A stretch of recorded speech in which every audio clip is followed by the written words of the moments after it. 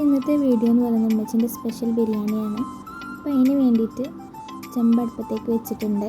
ഒരു 3 സവാള കട്ട് ചെയ്തുകൊണ്ട് ഇട്ട് കൊടുക്കുന്നുണ്ട്. അതിൻ്റെ കൂടെ തന്നെ കുറച്ച് ഉപ്പും കൂടി ഇട്ടുകൊണ്ട് നമുക്കൊന്ന് വഴറ്റിയെടുക്കാം. പെട്ടെന്ന് വഴന്ന് കിട്ടാനാണ്. ഒന്ന് അടച്ചൊന്ന് നല്ലൊന്ന് വഴന്ന് വന്നതിന് ശേഷം നമുക്ക് കുറച്ച് ഇഞ്ചി വെളുത്തുള്ളി പേസ്റ്റും കൂടി ഇട്ടുകൊണ്ട് ഒന്ന് വഴറ്റിയെടുക്കാം. അതിട്ട് നല്ലൊന്ന് വഴന്ന് വന്നതിന് ശേഷം നമുക്കൊരു 3 തക്കാളിയും കൂടി കട്ട് ചെയ്തുകൊണ്ട് ഞാൻ അതിൻ്റെ കൂടെ തന്നെ ഇട്ട് കൊടുക്കുന്നുണ്ട് കേട്ടോ.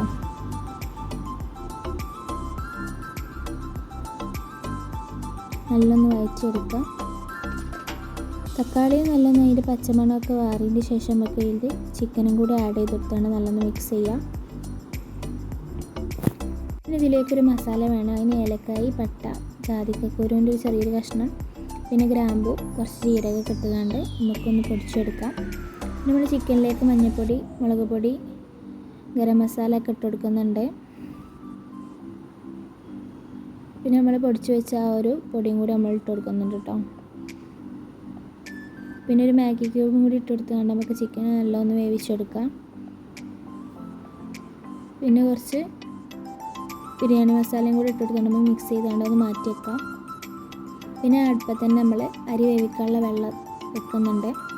അതിലേക്ക് നമുക്ക് കറാമ്പൂവ്, പട്ട ഒക്കെ ഇട്ട് കൊടുത്തതിന് ശേഷം ഞാനൊരു ചോറ്റുവായും ഇട്ട് കൊടുക്കുന്നുണ്ട്. അപ്പോൾ അരി വന്നതിന് ശേഷം നമുക്ക് ഒന്ന് ഊറ്റിയെടുക്കാം. പിന്നെ നമ്മൾ ആദ്യം വേവിച്ച് വെച്ച ചിക്കൻ നമുക്ക് ചൂടാക്കിയാണ്ട് ദമ്മിട്ട് കൊടുക്കാം കേട്ടോ.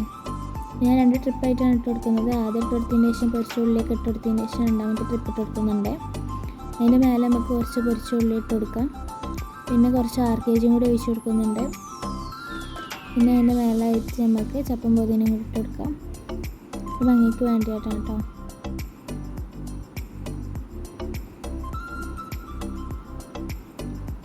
പിന്നെ നമുക്ക് ദമ്മ് പൊട്ടിക്കാം. നല്ല ടേസ്റ്റി ബിരിയാണി ഇവിടെ റെഡി ആയിട്ടുണ്ട്. പിന്നെ നമുക്ക് സേവ് ചെയ്യാം കേട്ടോ. അപ്പോൾ ഇഷ്ടപ്പെട്ടാൽ എല്ലാവരും ലൈക്ക് ചെയ്യുക, സബ്സ്ക്രൈബ് ചെയ്യുക, നിങ്ങളുടെ കൂട്ടുകാർക്കൊക്കെ ഷെയർ ചെയ്ത് കൊടുക്കുക കേട്ടോ. കമൻറ്റും ചെയ്യണേ. ബൈ.